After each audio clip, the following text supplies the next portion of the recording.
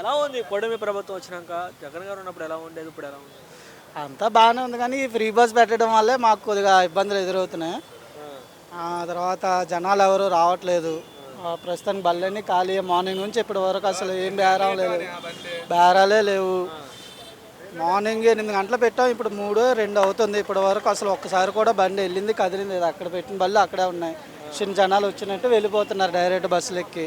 అది ప్రాబ్లం లేదు. మాకు కూడా ఏదైనా వేరేది విధంగా చూపిస్తే బాగుండదు. ఫ్రీ బస్ మేము వ్యతిరేకించట్లేదు కానీ మాకు కూడా ఏదైనా వేరేగా కొద్దిగా మాకు ఉండేటి విధంగా చూపిస్తే బాగుంటుంది అనుకుంటున్నాను. గతంలో జగన్ గారు ఉన్నప్పుడు ఇప్పుడు బాగానే ఉండదు, బస్ ప్రాబ్లం ఉండదు కదా, అప్పుడు ప్రాబ్లం ఏం లేదు. ఇప్పుడు మెయిన్ ఈ ఫ్రీ బస్ వల్ల మా మోటార్ ఫీల్డ్ సైడ్ ప్రాబ్లం వస్తుంది. మొత్తం ఇబ్బంది, చాలా ఇబ్బంది. పథకాలు ఏమైనా వస్తాయా? పథకాలు అన్నీ వస్తున్నాయి, పథకాల ప్రాబ్లం ఏం లేదు కానీ మెయిన్ పథకాలు అంటే సిలిండర్ వస్తున్నాయి. ఓకే. విశాఖపట్నం వాసులుగా ఇప్పుడు వైజాగ్ స్టీల్ ప్లాంట్ కూడా ప్రైవేట్ పరం చేసేస్తారు. అదే ముందు నుంచి అవుతుందన్న, అది చేస్తున్నారు. ఇప్పటి నుంచి ఉన్నది కానీ అది కేంద్ర ప్రభుత్వం చేతుల్లో ఉంది. అది రాష్ట్ర ప్రభుత్వం అనడానికి లేదు, అనుకోకుండా ఉండడానికి లేదు.